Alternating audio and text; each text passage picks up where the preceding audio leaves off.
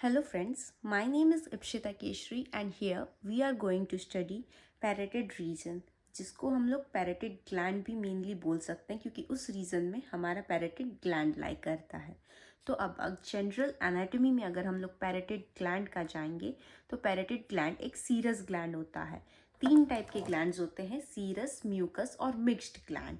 तो पैरेटिड ग्लैंड हमारा serous gland में आता है। और एक चीज़ ध्यान में रखेंगे, पैरेटिड ग्लैंड हमारा लार्जेस्ट सेलिवरी ग्लैंड है। इसका जो वेट होता है वो एवरेज वेट 25 ग्राम्स होता है। और ये कहाँ पे मौजूद होता है? It is situated below the external acoustic meatus between the ramus of the mandible and sternocleidomastoid muscle. अब इस एंटीरियरली अगर हम देखें तो ये ओवरलैप करता है हमारा मैसेटर मसल्स को।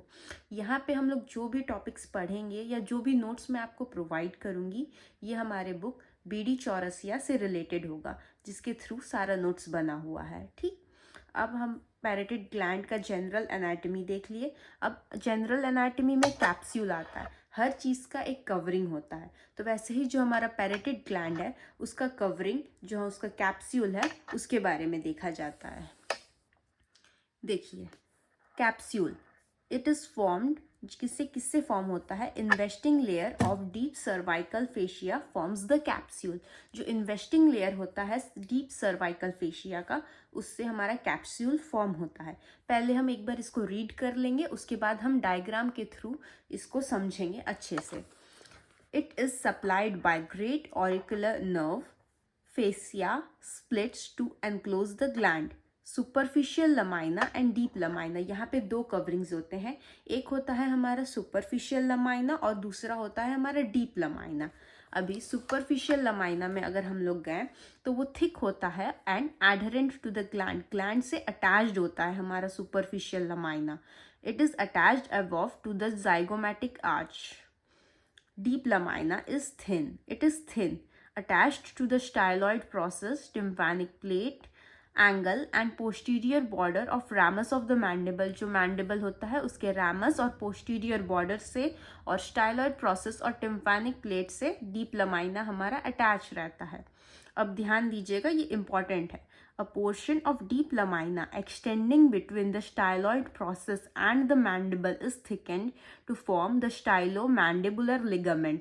ये जो stylomandibular ligament है, ये जब आप mandible पढ़ेंगे तब आपको ये दिखेगा कि एक पोर्शन होता है डीप लमाइना का जो एक्सटेंड करता है मैंडिबल तक, और उसको जो थिक हो जाता है तो वो फॉर्म करता है स्टाइलोमैंडिबुलर लिगामेंट। ये जो स्टाइलोमैंडिबुलर लिगामेंट है ये सेपरेट करता है हमारा पैरोटिड ग्लैंड को, किससे? सब मैंडिबुलर सेलिवरी ग्लैंड से। और ये जो लिगामेंट है it is pierced by external carotid artery. अब हम लोग इसके डायग्राम की तरफ चलते हैं एक बार। देखिए हम लोग क्या पढ़े थे, इसका दो सरफेसेस होता है कैप्सूल का। ये जो है ये इसका कैप्सूल है, एक होता है सुपरफिशियल लमाइना, एक होता है डीप लमाइना। अब इसमें क्या क्या स्ट्रक्चर्स देखने को मिलता है, जैसे कि हमने पढ़ा कि इसको सप्लाई कौन करता है? Great auricular nerve. तो यहाँ आप देख सकते हैं कि यहाँ ग्रेट ऑरिकुलर नर्व है जो इस लमाइना को सप्लाई कर रहा है। Fascia splits to enclose the gland. यहाँ पे देखिए जो इन्वेस्टिंग लेयर आता है डीप सर्वाइकल फेशिया का, यहाँ पे ये स्टर्नोक्लिडोमास्टॉइड को ओवरलैप किया, कवर किया, और यहाँ से ये स्प्लिट हो गया। स्प्लिट करके ये हमारा ग्लैंड को एनक्लोज कर रहा है। इसमें और क्या क्या स्ट्रक्चर्स देखने को हमें मिलेगा? प्लेटिज्मा दिखेगा जो नेक का एक मसल होता है। और इसमें ये जो डायग्राम है ये बहुत इंपॉर्टेंट है। जो ये हमारा ये सुपरफिशियल लमाइना है वो किससे अटैच होता है? जाइगोमैटिक आर्च से अटैच होता है। और जो हमारा डीप लमाइना है वो किससे किससे होता है? स्टाइलॉइड प्रोसेस से होता है, हमारा टिम्फैनिक प्लेट से होता है। और जो स्टाइलोमैंडिबुलर लिगामेंट का हम लोग यहाँ पे बात किए थे, ये देखिए ये जो थिकेंड पार्ट है ये यहाँ पे लिगामेंट फॉर्म कर रहा है। अब इसमें स्ट्रक्चर्स भी बहुत सारे आते हैं जो हम आगे जाके पढ़ेंगे, तो एक बार देख लेते हैं। जैसे यहाँ पे रेट्रोमैंडिबुलर वेन है जो यहाँ पे प्रेजेंट है, फेशियल नर्व है, एक्सटर्नल कैरोटिड आर्टरी है, इंटरनल कैरोटिड आर्टरी। अगर हम लोग इसको याद कर रहे हैं तो ऐसे समझिए, ये अगर आपका फेस है तो फेस से जो पास में है वो एक्सटर्नल कैरोटिड आर्टरी, और जो अंदर के साइड है वो हमारा हो गया इंटरनल कैरोटिड आर्टरी। देखिए अभी हम जाएंगे इसके एक्सटर्नल फीचर्स, रिलेशंस और बॉर्डर्स की तरफ।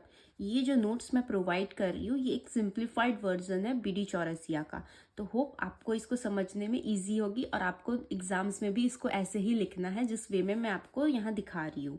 अब एक्सटर्नल फीचर्स में हम गए तो ये ग्लैंड है, ये रिजेंबल करता है एक 3 साइडेड पिरामिड। एक पिरामिड कैसे होता है, ऐसे इस टाइप का, इसका जिसका 3 साइडेड हो। फिर इसका जो एपेक्स होता है ये होता है डायरेक्टेड डाउनवर्ड्स, नीचे की तरफ इसका एपेक्स होता है। इसके 4 सरफेसेस होते हैं, एक सुपीरियर, सुपरफिशियल, एंटीरियोमीडियल एंड पोस्टीरियोमीडियल। जो ऊपर वाला स्ट्रक्चर होता है वो होता है हमारा सुपीरियर सरफेस। फिर यहाँ से ऐसे 3 ट्राइंगल टाइप का आता है अपना पिरामिड जिसका एपेक्स होता है डाउनवर्ड। जो सुपरफिशियल सरफेस जो इस साइड रहेगा आपके फेस के तरफ, फिर एक एंटीरियोमीडियल और एक पोस्टीरियोमीडियल सरफेस हो गया।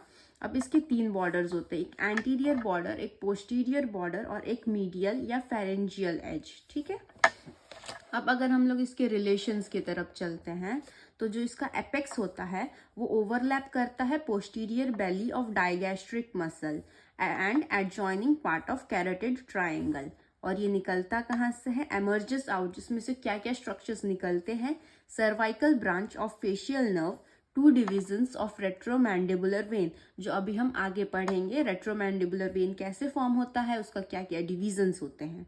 अब इसके सरफेसेस का रिलेशंस अगर हम लोग देखें तो पहले आता है सुपीरियर सरफेस, वो फॉर्म करता है upper end of the gland which is small and concave. ये जो अपर एंड होता है ग्लैंड का ये स्मॉल और कॉनकेव रहता है इस टाइप का। अब इसका ये किससे रिलेटेड है, cartilaginous part of external acoustic meatus, posterior surface of temporomandibular joint, superficial temporal vessels, auriculotemporal nerves.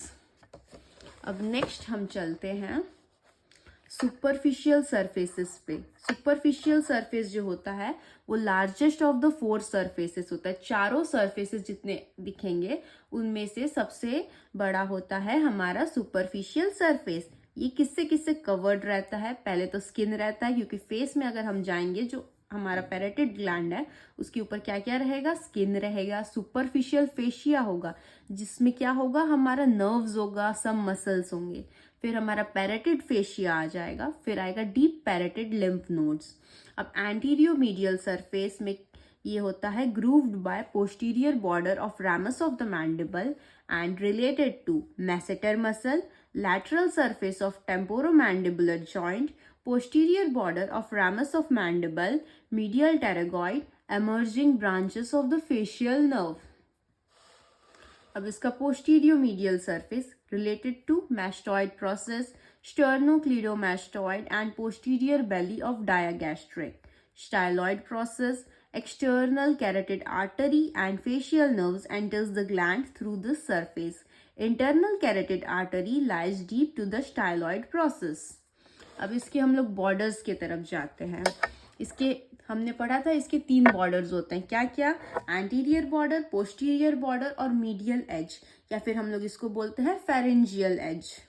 तो देखिए एंटीरियर बॉर्डर जो रहता है वो सेपरेट करता है superficial surface from the anteromedial surface. जो एंटीरियो मीडियल सरफेस होता है और सुपरफिशियल सरफेस उसको सेपरेट करता है। इसको याद करना बहुत ईजी है। देखिए एंटीरियर बॉर्डर सुपरफिशियल को एंटीरियो मीडियल से, वैसे ही देखिए पोस्टीरियर बॉर्डर किससे करता है, सुपरफिशियल सरफेस को सेम पोस्टीरियो मीडियल सरफेस से। ठीक, देखिए सुपरफिशियल सरफेस को ही सेपरेट कर रहा है, एंटीरियर बॉर्डर एंटीरियो मीडियल से, पोस्टीरियर बॉर्डर पोस्टीरियो मीडियल से। और जो मीडियल एज होता है, अब बचा क्या, एंटीरियो मीडियल और पोस्टीरियो मीडियल सरफेस को सेपरेट करता है हमारा मीडियल एज। अब देखिए एंटीरियर बॉर्डर से क्या क्या निकलता है, पैरेटिड डक्ट निकलता है, terminal branches of facial nerve, transverse facial vessels, और जो एसेसरी पैरेटिड ग्लैंड्स होते हैं वो भी यहाँ पे इसकी क्लोज बॉर्डर पे लाई करते हैं। अब देखिए पोस्टीरियर बॉर्डर जो सुपरफिशियल सरफेस को पोस्टीरियो मीडियल सरफेस से सेपरेट करता है वो किसको ओवरलैप करता है, हमारा स्टर्नोक्लीडोमास्टॉइड मसल को। अब मीडियल एज किससे रिलेटेड है? Lateral wall of pharynx. देखिए एग्जाम पर्पज से ये क्वेश्चंस बहुत बार आते हैं कि what are the structures within the parotid gland, और ये अगर आप समझ जाएंगे तो आपको जो हमने आगे पढ़ा था रिलेशंस, ये सब भी आपको समझना बहुत इजी हो जाएगा। इसीलिए एक काम करिएगा, इसको बस डायग्राम बना के, आप अगर डायग्राम बना के इसको लिख देंगे ना, आपके लिए इसका थ्योरी पार्ट बहुत बहुत ज़्यादा ईजी हो जाएगा। बहुत सिंपल है। देखिए आर्टरीज पे अगर हम लोग जाएंगे तो नॉर्मली आपको क्या करना है, बस एक एफ बनाना है और यहाँ से इसका यहाँ पे एक लाइन दे देना है। ये स्ट्रक्चर बस आप बना लीजिए, तुरंत याद हो जाएगा। इसमें देखिए हमारा एक्सटर्नल कैरोटिड आर्टरी एंटर कर रहा है, फिर यहाँ से क्या निकला है, हमारा पोस्टीरियर ऑरिकुलर आर्टरी। ये पीछे के साइड हमारे कान के पीछे आ रहा है, इसीलिए इसका नाम क्या है, पोस्टीरियर ऑरिकुलर आर्टरी। ये देखिए जो डक्ट है वो फेस की तरफ है, तो पीछे क्या होगा, पैरेटिड ग्लैंड के कान है, तो क्या हो गया, पोस्टीरियर ऑरिकुलर आर्टरी। फिर आगे जाके जो छोटा वाला निकला है वो है मैक्सिलरी आर्टरी, और जो बड़ा लाइन टाइप का निकला है उसको समझिए ये है ट्रांसवर्स फेशियल आर्टरी, और जो ऊपर की तरफ जनरली निकलता है वो हो गया हमारा सुपरफिशियल टेम्पोरल आर्टरी। ये क्या है, एक्चुअली हमारा एक्सटर्नल कैरोटिड आर्टरी के ब्रांचेस है जो यहाँ पे आपको दिख रहे हैं।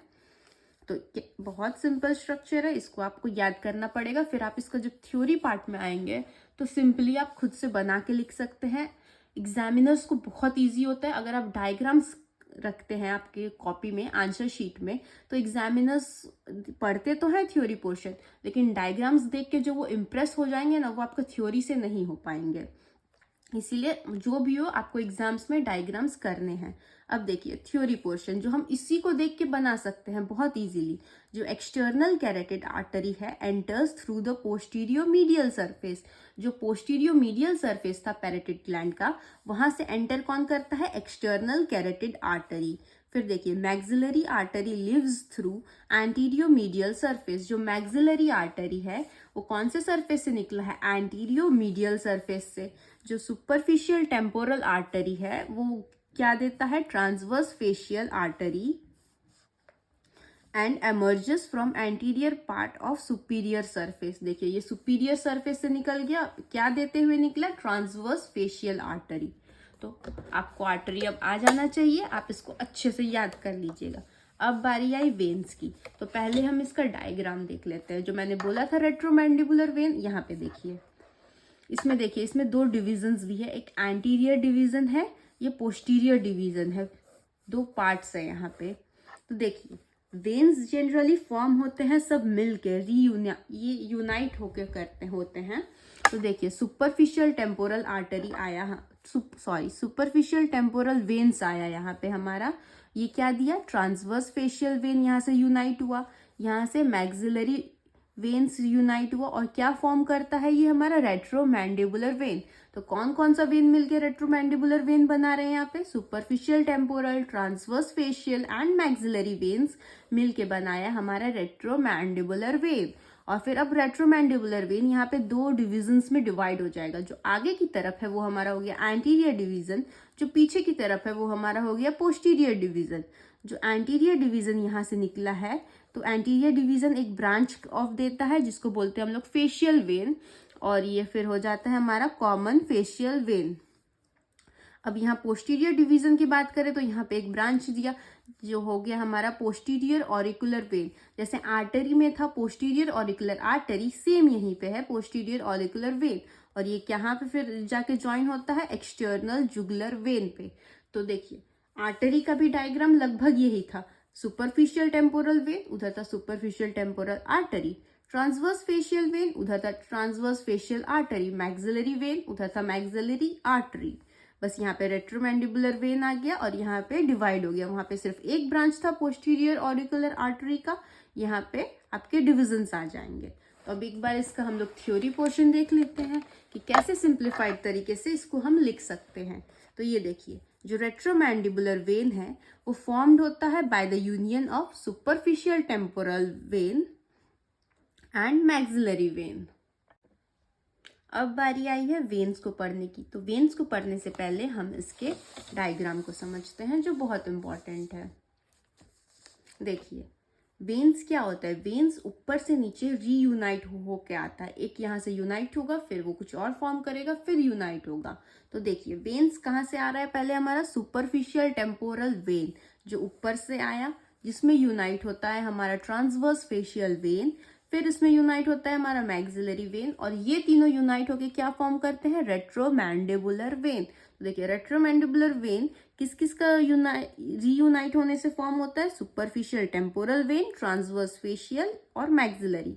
अब ये जो रेट्रोमैंडिबुलर वेन यहाँ पे फॉर्म हुआ है, इसका ये दो डिविजन्स देता है, एक एंटीरियर डिवीजन जो आगे की तरफ हमारा फेस के साइड है, और एक देता है पोस्टीरियर डिवीजन जो हमारा पीछे के साइड है। तो जो एंटीरियर डिवीजन से एक ब्रांच निकलता है जो होता है फेशियल वेन, और जो निकल के यहाँ से जा रहा है वो हो जाता है कॉमन फेशियल वेन। अब पोस्टीरियर डिवीजन में हम देखेंगे तो जैसे आर्टरी में ये जहाँ से जो निकला था वो क्या था, पोस्टीरियर ऑरिकुलर आर्टरी, तो वैसे ही यहाँ पे इसका नाम है पोस्टीरियर ऑरिकुलर वेन। और जो यहाँ से निकल के जा रहा है उसको हम लोग बोलेंगे एक्सटर्नल जुगुलर वेन। तो देखिए आर्टरी और वेन्स बहुत सिमिलर है, बस नाम भी उनका सिमिलर है, बस आपको डायग्राम्स याद करना है, यहाँ तक का डायग्राम भी सेम है और मैक्सिमम नेम्स भी सेम है। बस आर्टरी में यहाँ पे सिर्फ एक ब्रांच ऑफ था, यहाँ पे दो डिविजन्स है। जैसे सुपरफिशियल टेम्पोरल वेन है यहाँ पे, वहां था superficial temporal artery, transverse facial vein यहाँ पे और वहां था transverse facial artery, maxillary veins के बदले वहां था मैक्सिलरी आर्टरी, और फिर यहाँ से हमारा रेट्रोमैंडिबुलर वेन आ जाएगा। वहां पे सिर्फ एक ब्रांच था जो पोस्टीरियर ऑरिकुलर आर्टरी था, यहाँ पे है पोस्टीरियर ऑरिकुलर वेन। तो अब हम इसके थ्योरी पार्ट पे आते हैं कि कैसे आप इजीली इसको लिख सकते हैं। देखिए जो रेट्रोमैंडिबुलर वेन होता है वो कहाँ से फॉर्म होता है, by the union of superficial temporal and maxillary artery जो हमने अभी देखा। और जो रेट्रोमैंडिबुलर वेन है वो कैसे डिवाइड्स होता है, divides into anterior and posterior part in the lower part. अब हम इसके नर्व सप्लाई नहीं, structure with in the gland में जो नर्व्स हमारे आते हैं उस पे जाएंगे। तो देखिए यहाँ पे आते हैं हमारे फेशियल नर्व्स। फेशियल नर्व्स जो होता है वो हमारा एंटर कहाँ से करता है, पोस्टीरियो मीडियल सरफेस से हमारा एंटर करता है फेशियल नर्व्स, और निकलता है कहाँ से, एंटीरियो मीडियल सरफेस से। इसके क्या क्या ब्रांचेस होते हैं और ये यहाँ से निकलते हैं। इसके ब्रांचेस होते हैं temporal branch, zygomatic branch, buccal branch, marginal mandibular branch और सर्वाइकल ब्रांच। यहाँ पे हम डायग्राम में देख सकते हैं कि ये हमारा पैरेटिड ग्लैंड है और यहाँ पे आया हमारा फेशियल नर्व आया, और यहाँ पे ऊपर की तरफ जो ब्रांच दिया टेम्पोरल ब्रांच, इसके तरफ जो ब्रांच दिया जाइगोमैटिक, और जो बक्कल ब्रांच है वो दो हिस्सों में डिवाइड होता है, एक होता है अपर बक्कल ब्रांच और एक होता है लोअर बक्कल ब्रांच। एक निकलता है मार्जिनल मैंडिबुलर ब्रांच और फिर आता है सर्वाइकल ब्रांच। अगर आपको फेशियल नर्व बहुत डिटेल्स में पढ़नी है, जैसे आपके एग्जाम्स में आएगा, तो उसके लिए मेरी दूसरी वीडियो के लिए वेट करिएगा। इस वीडियो में हम सिंप्लीफाइड वर्जन में पढ़ रहे हैं पैरेटिड रीजन या पैरेटिड ग्लैंड। अब ये तो हो गया structures within the gland. अब हम पैरेटिड ग्लैंड के ब्लड सप्लाई और नर्व सप्लाई पे जाएंगे, जो बहुत इंपॉर्टेंट है, जो हमारे ग्लैंड्स को सप्लाई कर रहा है। ब्लड सप्लाई में हम जाएंगे आर्टरी में। आर्टरी कौन सप्लाई कर रहा है, external carotid artery and it branches that arises with in the gland. Same जो हमारा structure with in the gland में जो आर्टरीज थे, वही आर्टरीज हमारे पैरेटिड रीजन को सप्लाई कर रहे हैं। और वेन में जाएंगे तो external jugular vein and internal jugular vein, ये दोनों वेन्स यहाँ पे हमारे पैरेटिड ग्लैंड को सप्लाई दे रहे हैं। अब हम जाते हैं नर्व सप्लाई पे।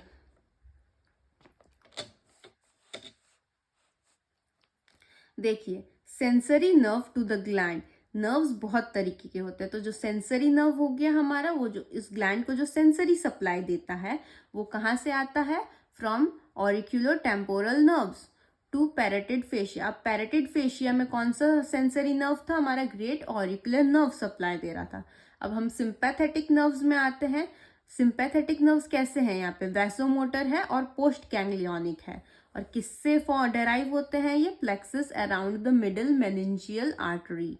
और जो पैरासिम्पैथेटिक नर्व्स है वो सिक्रीटोमोटर है, जो सिक्रीशन में हेल्प करते हैं, सिक्रीशन को रेगुलेट करते हैं। They reaches the gland through auriculotemporal nerve. अब देखिए ये एक फ्लो चार्ट है जिसको आपको याद करके एग्जाम्स में बनाना पड़ेगा, काहे क्योंकि इससे आपके मार्क्स बहुत इम्प्रूव होंगे। एग्जामिनर जब ये फ्लो चार्ट देखेगा तो वो आपको बहुत अच्छे ग्रेड्स देगा। देखिए इसको, इस फ्लो चार्ट को अब हम समझते हैं। जो इंफीरियर सैल्वेटरी न्यूक्लियस होता है वहां से ये आता है, फिर ये किसके पास होता है, ग्लॉसोफेरेंजियल नर्व जो हमारा 9th क्रेनियल नर्व है, फिर टिम्पैनिक ब्रांच में जाता है, फिर टिम्पैनिक प्लेक्सस को पार करता है, फिर आता है लेसर पेट्रोजल नर्व में, फिर आता है, फिर ये रिलीज होता है हमारा ओटिक गैंग्लियन में। ओटिक गैंग्लियन भी एक बहुत इंपॉर्टेंट टॉपिक है, आपके एग्जाम्स में इससे क्वेश्चंस आ सकते हैं। फिर ये कहा जाता है the post ganglionic fibres passes through auricular temporal nerve, और फिर ये डायरेक्ट जाता है हमारे पैरेटिड ग्लैंड को, जहाँ पे ये पैरासिक्रीटोमोटर टाइप एक्ट करेगा। और ये क्या है हमारा सिस्टम, ये है पैरासिम्पैथेटिक नर्व का सीक्वेंस और ये उसका फ्लो चार्ट। अब नेक्स्ट हम लोग जाते हैं पैरेटिड डक्ट की तरफ। पैरेटिड डक्ट क्या होता है, जैसे जो हमारा सलाइवा सिक्रीट हो रहा है वो एक डक्ट के थ्रू हमारे ओरल कैविटी में जाता है, तो उसी के बारे में अब हम देखते हैं। ये एक थिक वॉल्ड होता है, 5 सेंटीमीटर लॉन्ग होता है, emerges from the middle of the anterior border of the gland। ये कहाँ से emerge करता है, from the middle of the anterior border, gland के anterior border के बीच से निकलता है। opens into the mouth opposite to the upper second molar tooth। जो हमारा second molar tooth होता है, upper maxillary second molar, उसके opposite में ये हमारा open होता है। अब इसके डेवलपमेंट को थोड़ा देख लेते हैं। It is ectodermal in origin, ये एक्टोडर्मल है ऑरिजिन में। Develops from the buccal epithelium just lateral to the angle of the mouth. Outgrowth branches repeatedly to form the duct system and acini. Mesoderm forms the intervening connective tissue septa. ये हो गया इसका development. Histology पे हम चलेंगे लेकिन कुछ time बाद। अब देखिए, एग्जामिनर को तो उसका कंटेंट मिल गया, लेकिन आपको अगर आपका पेपर अच्छा बनाना है तो सबसे इम्पॉर्टेंट होता है क्लिनिकल एनाटॉमी, जो आपके वाइवाज में भी पूछा जाता है। और अगर आप इसमें से कुछ 2-3 पॉइंट्स अगर आप आपके आंसर शीट में लिखेंगे तो एग्जामिनर बहुत ज़्यादा खुश हो जाएगा और आपको ग्रेड्स अच्छे मिलेंगे। तो अब देखिए 1-2 पॉइंट्स हम यहाँ से देख लेते हैं क्योंकि ये बहुत इंपॉर्टेंट होता है। पैरेटिड स्वेलिंग। पैरेटिड स्वेलिंग क्या है, are painful due to unyielding nature of the parotid fascia. Unyielding nature मतलब क्या, अनहीलिंग नेचर। बहुत पेनफुल होते हैं पैरेटिड स्वेलिंग्स क्योंकि जो पैरेटिड फेशिया होता है उनका हील होने का नेचर बहुत कम होता है। अब देखिए मम्स, जो बहुत कॉमन डिजीज है जिसको हम लोग बोलते हैं वायरल पैराटाइटिस। ये क्या होता है, an infectious disease of salivary gland caused by specific virus. ये एक इन्फेक्शियस डिजीज है सैलिवरी ग्लैंड का, जो एक स्पेसिफिक वायरस के थ्रू होता है। अब देखिए parotid abscesses can be caused by spread of infection from the opening of the parotid duct in the oral cavity. It can be best drained by horizontal incision or by small holes known as Hilton's method below the angle of the mandible। जो हमारा पस जम जाता है, layman language में हम लोग अगर बोलेंगे पस जो पैरेटिड ग्लैंड में जम जाता है उसको हम लोग कैसे ड्रेन आउट करते हैं, या तो हम हॉरिजॉन्टल इंसीजन देते हैं, हॉरिजॉन्टल, वर्टिकल नहीं दे सकते, वरना वर्टिकल अगर हम इंसीजन देंगे तो हमारा फेशियल नर्व्स डैमेज हो जाएगा। हमें हमारा फेशियल नर्व प्रिजर्व करके यहाँ पे एक हॉरिजॉन्टल, इस टाइप का हॉरिजॉन्टल इंसीजन देना पड़ेगा ताकि वो अच्छे से ड्रेन आउट हो जाए। या तो हम लोग क्या करेंगे, स्मॉल होल्स बनाएंगे। स्मॉल होल्स वाला मेथड को क्या बोलते हैं, हम लोग बोलते हैं हिल्टन्स मेथड। कहाँ पे देंगे small holes, below the angle of the mandible. अब आ गया पेरिडेक्टोमी। ये क्या होता है, generally ectomy means removal, surgical removal, तो ये है surgical removal of parotid gland. Facial nerves are preserved by removing the gland in 2 parts. Facial nerve को प्रिजर्व करना हमारे लिए बहुत इंपॉर्टेंट होता है, तो इसको हम लोग कैसे रिमूव करेंगे, पैरेटिड ग्लैंड को 2 पार्ट्स में डिवाइड करके, एक सुपरफिशियल पार्ट और एक डीप पार्ट अलग अलग हम निकालेंगे। पेरिडोक्टोमी के बहुत सारे तरीके होते हैं, आप एक बार बस इसको रीड आउट कर लीजिएगा। फिर एक आ जाता है हमारा बेल्स पैल्सी। ये भी बहुत इंपॉर्टेंट है क्लिनिकल पर्पज से। ये क्या है, sudden paralysis of facial nerves at the stylomastoid foramen. Bell's palsy क्या है, सडन पैरालिसिस हो गया है हमारा फेशियल नर्व का। फिर आ जाता है हमारा mixed parotid tumour, is a slow growing lobulated painless tumour without any involvement of facial nerve. और जो एक मैलिग्नेंट चेंज आता है of such tumour is indicated by pain, rapid growth, involvement of facial nerve and enlargement of cervical lymph nodes।